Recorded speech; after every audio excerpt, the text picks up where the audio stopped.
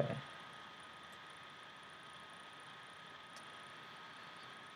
We keep this.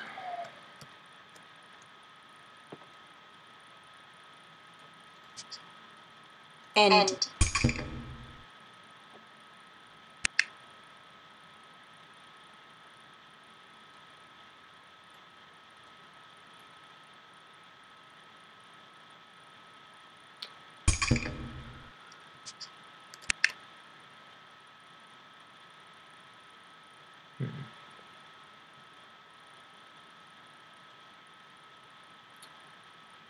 I'm not sure I want to overextend here, but I'll do it anyway. It's only a blood artist.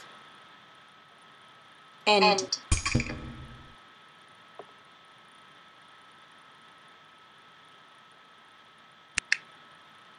Alright. Since I haven't introduced myself, I suppose this is Inferior Otaku, and I'm playing my black and white standard tokens control build, and I'm playing someone who looks like he's playing a mill strategy. I haven't seen something like that in forever. Me. So I'm just gonna have to win fast.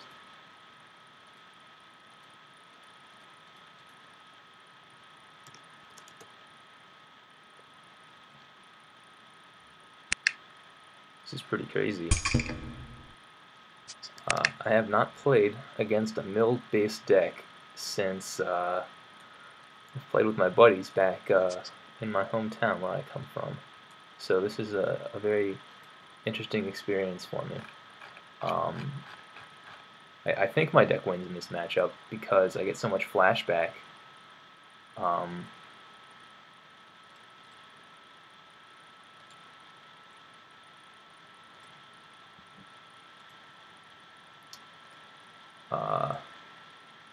Yeah, what did I mill here? Wow, 2 Blood Artists, a Sorin. 1, 2, 3, 4, 5, 6, 7. Yeah, okay.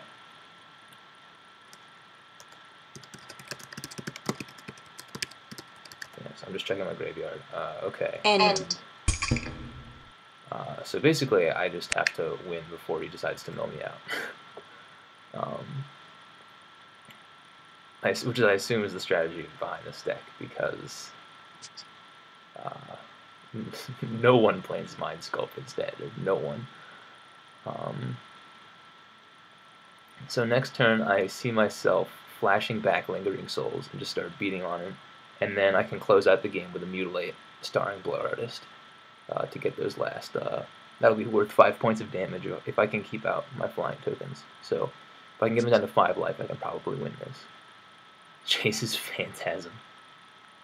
Alright, so that changes things slightly. I'm probably going to end up O-ringing his Phantasm because I think it's going to get huge really quickly.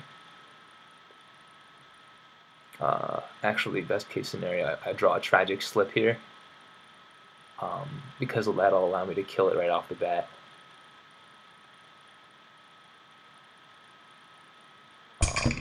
Okay, yeah, so he passes here. Untap, draw. Yeah, I think what I do here is, I've got some time, and he's not going to win through damage. I don't know what I do here.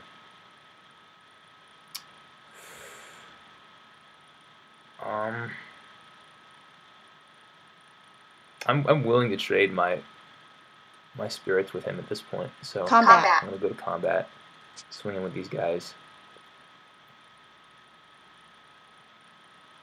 He's probably gonna take it. If he doesn't, he's a dumbass. And then I'm going to flashback Lingering Souls. Send to top of exile. Okay. Flash back Souls. And then I'll make me some more spirit tokens.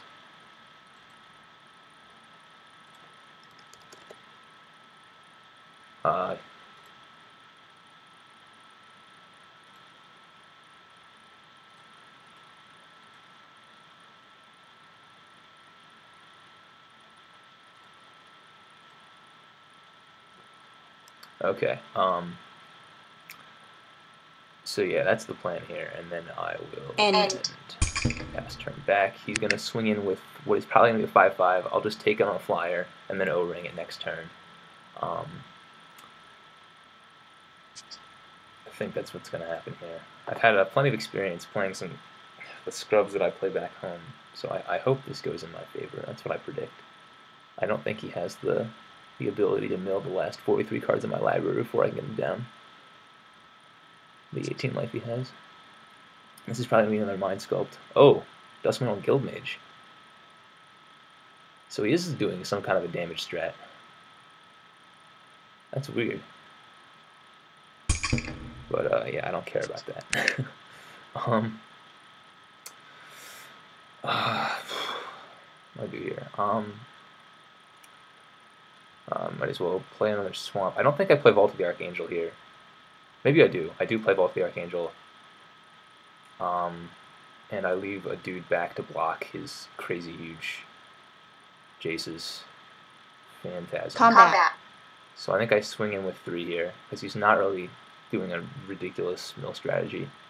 And I can always lifelink back what he does to me with Dustman Guildmage and Jace's Phantasm. I honestly don't see him winning this game. I know I've said that before, but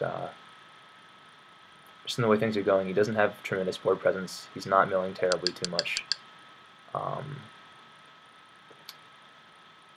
Yeah, and I've got removal for any kind of huge 30 plays, and I've got board sweep if he suddenly decides to change his strat. If I play both these swamps, I can give his creatures -5/-5, which will kill a fully pumped Jace's Phantasm.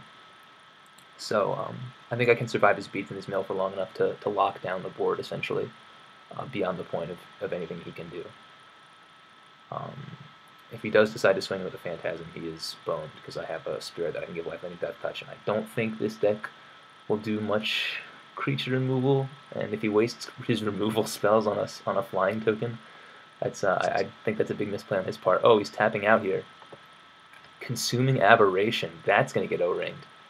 Holy cow. Like you would not believe. Yes, that's a 7/7 now. So I thought I was going to O-ring the Phantasm, but as it turns out, I'm going to have to O-ring that thing. So I'm going to lay this Godless Shrine tapped, and then I'm going to play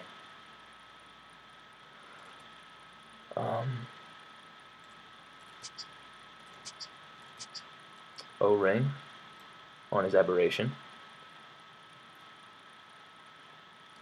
which he can't answer because he's tapped out. Then I'll move to combat. And I'll swing in with my spirits. I'm keeping one back to block again. During main 2, I'll get out Doom Traveler just so that my Mutilate hurts him more. At this point, my Mutilate will hurt him pretty badly. I can do some calculations really quick here. When I play this next swamp, it'll kill this. That's 6 damage. So yeah, I can game him next turn, I think.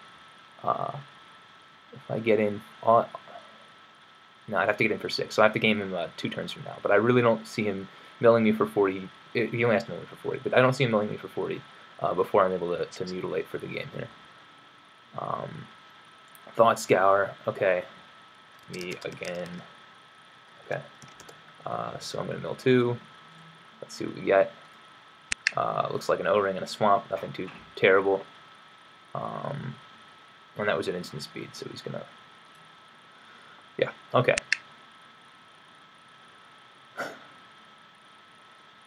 So this is a different take on mill. I'm surprised I haven't seen a Drown Yard yet, because he's got some extra mana lying around. Death's Approach, uh-oh. Okay, so that'll kill my Blood Artist. So that messes up my plans to mutilate. But the fact that he had to burn this huge removal spell is a pretty big deal.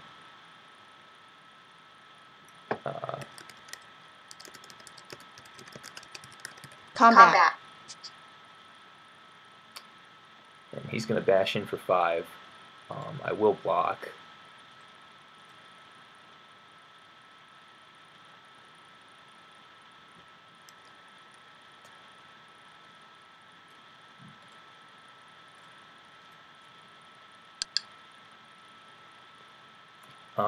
And I'm going to send this to his graveyard. Yeah, and then I'm going to kill my token because it's dead, but he doesn't damage yet. Okay. So that's his play. That was kind of damaging, actually. I didn't really want to lose my artist so soon. And since the two of them are in my graveyard, I really have only one more artist, but I think I do have more answers here that I can answer him with. So this is what's going to happen. 11. I do get in for 3 here, bringing him down to 8. Yeah, so I think I feel pretty safe.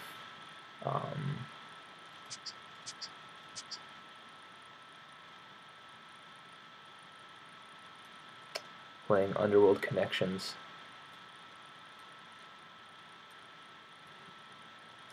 I don't think he's going to cancel that. Go to combat. I should have done that second main phase, but yeah, because I can really survive his beats. I honestly don't care about his beats.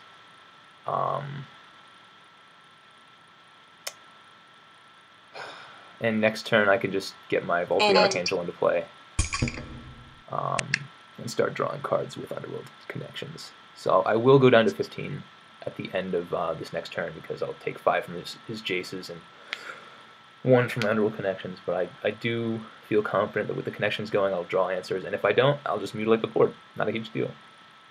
Normally, I don't flashback my Lingering Souls until after I mutilate, so that I have more board presence than my opponent. And he just my spectator locked the game. No, so I normally don't flashback Lingering Souls until after I've mutilated, so I gain more board presence. But in this case, I felt justified because I wanted to win quickly before he was able to move me out. But since he's only got 10 cards in grave and it's turn 13. Oh shoot! Another tap out for increasing confusion, milling me for 1, 2, 3, 4, 5, 6 for 6. Okay. 1, 2, 3, 4, 5, 6, and another Lingering Souls. So that'll be good. That'll accelerate my clock. And that's really. And he's gonna flash it back next turn. Maybe hit me for 12, but that's still not gonna hurt too much. Maybe he's gonna do it for 14. Okay, I'll take 5 here.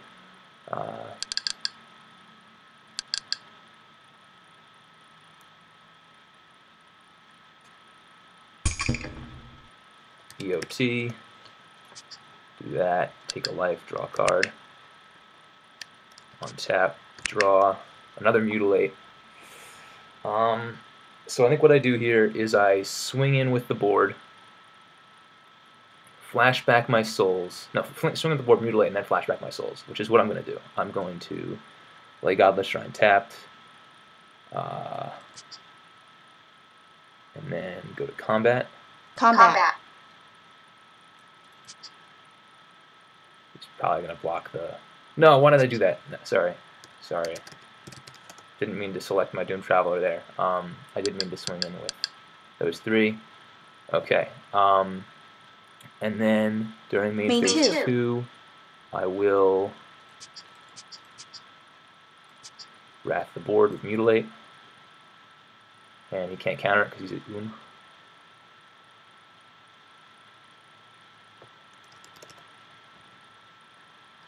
It's -6, -6.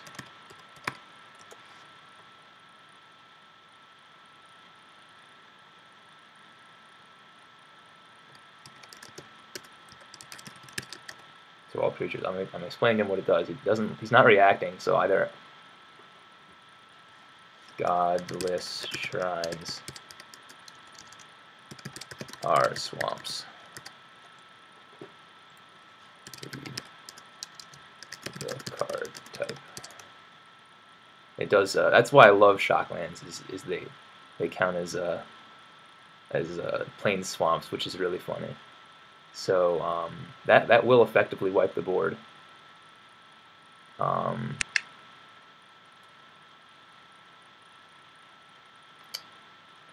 Okay, shoot.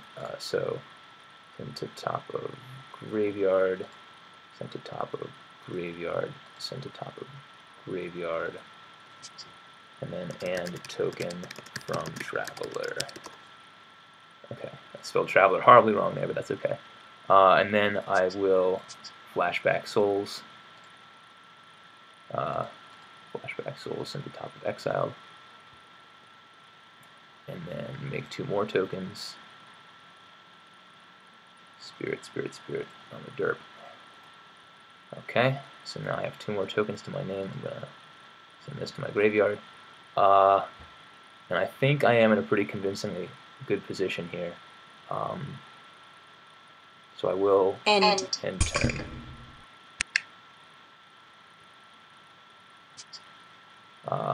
What I see him doing here is flashbacking, increasing confusion. How many hands? He has 2 in his hand. It's not huge card advantage. And I do have draw, so I'll be drawing 2 cards. I'm not afraid of my life total. If he does threaten, then I can just lifelink it back, hopefully with both the Archangel, unless I misplay horribly. So we'll see what goes down here.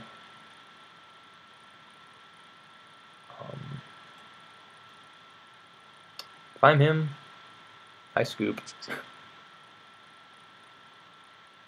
Oh, Fog Bank, brutal. Just die to mutilate, but okay. End of turn. Pay 1. Draw a card. Oh, great, Tragic Slip. Untap, draw.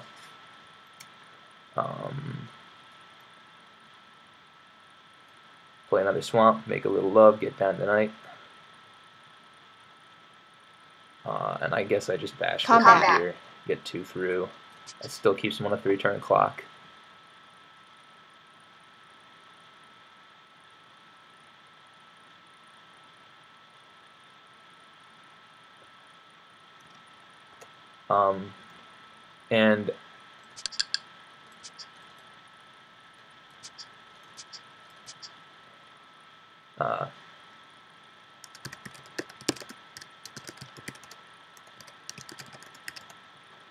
And I'll just gain some life because I want to keep using my Underworld connections, and I don't think he has any haste creatures.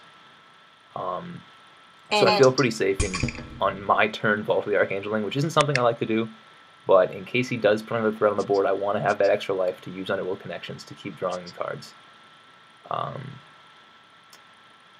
Yeah. Plays a Dimir Guildgate. We're playing in a format where all cards are free, and he still uses Guildgates instead of Water Graves, which I don't quite understand. He taps out to flash it back for 1, 2, 3, 4, 5, 6. So for 12. So I mill 12, which is almost half my deck. 2, 3, 4, 5, 6, 7, 8, 9, 10, 11, 12. Okay.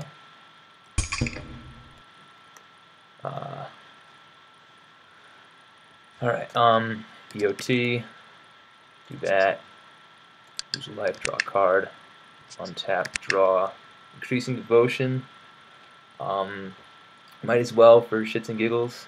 Ooh, and I have another one in my graveyard, which is exciting, and I do have more souls. I think I flashback the souls here, or I could increasing devotion. Yeah, I think I'll increasing devotion.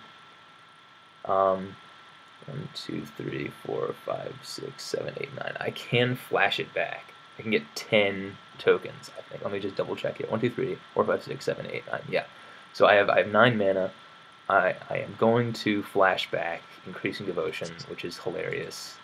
Send to top of exiled. Now to make 10 human tokens. This is actually a pretty funny way to win. Human token, spawn 10, spawn, and I think that is game, because it doesn't look like his deck is packing any kind of removal besides that 1 enchantment that gets rid of 1 creature.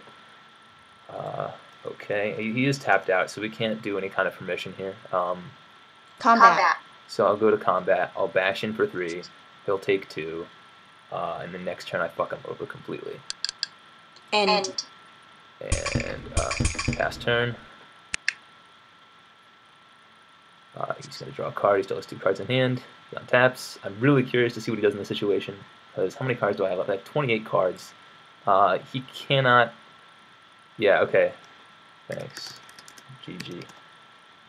I have to...